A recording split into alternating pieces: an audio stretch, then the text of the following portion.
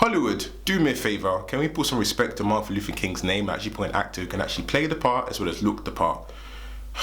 Can't believe they haven't found someone who looks like him. It's crazy. It's a pet peeve of mine. But anyway, let's go on with the review. Trust me.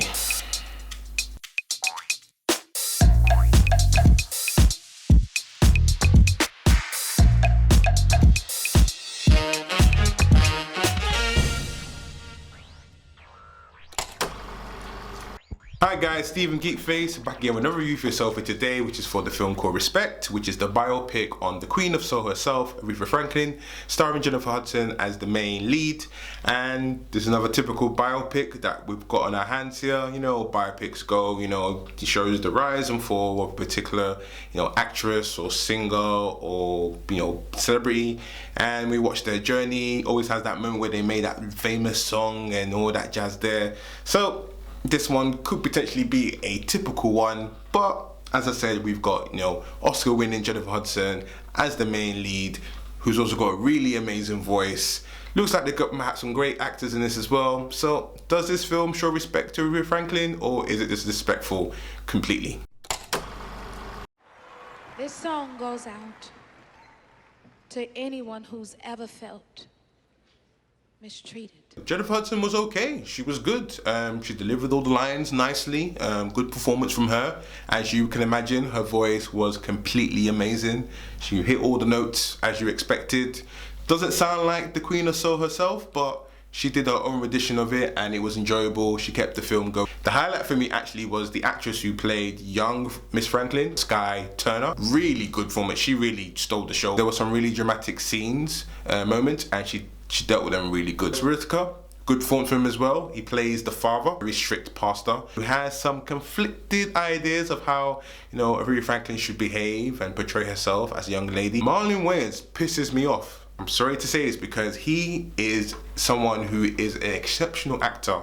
If you've seen him in Reckless of a Dream, you understand why I've said that. But he carries on and chooses these horrible comedy films and barely does the bare minimum, and in this he was really good. I guess he was the villain of the movie for the first half, and I enjoyed his performance. Gave me that kind of like what's love got to do with it type of moment in with Lewis Fishburne as Ike Turner. Gave me those moments there. Not on the same level because obviously that film was a masterpiece, but good performance. When he was on, I was engaged. I wanted to see all the drama, so good performance from him there. All the other cast were pretty good as well, all the supporting actors. The music was great in this film, so, you're gonna be tapping your feet, saying the words to respect and all that stuff there. Great time, great time. That's it really, It's another one, it's another stinker. Seems to be a lot of stinkers of lately. This biopic does the bare minimum. It does, the bullet points, all the stuff you expect it to do. The rise, the fall, the moment when they had the song, it's so dramatic. They wake up in the middle of the night and they know the lyrics to a particular song and write it down. They've got to do it right there and there. The film has major pacing issues. I don't know how it was edited, but you could tell the film was potentially longer. Which I'm not asking it to be because the film was long as it is, but there were certain scenes that just ended abruptly and it just jumped from one period of her life so abruptly, and it took me out of the film for a bit. And there were some really serious subjects that the film didn't address, or they touched on a little bit and just ignored it. I'm like, no, come back to that. You need to answer these questions. Why this? Why is this happening? Explain movie, explain. And they never do.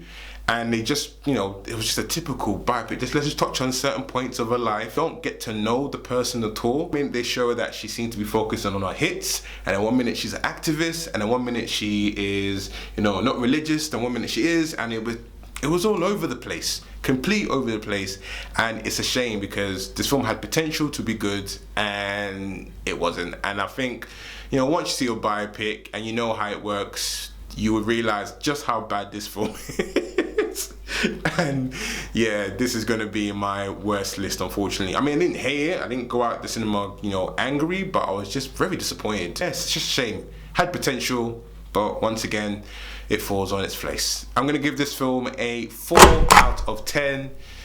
Good performances in terms of the singing, great soundtrack from Jennifer Hudson and the young actress who played Aretha Franklin, but everything else, yeah, it's forgetful. I'm not gonna watch this film again. And there are better biopics, and I will still say Ray is the best biopic of all time. And what's love got to do with it? Trust me, I recommend them, highly recommend. Anyway, guys, what did you think of this movie? Have you seen it? Are you going to see it? Let me know in the comments down below.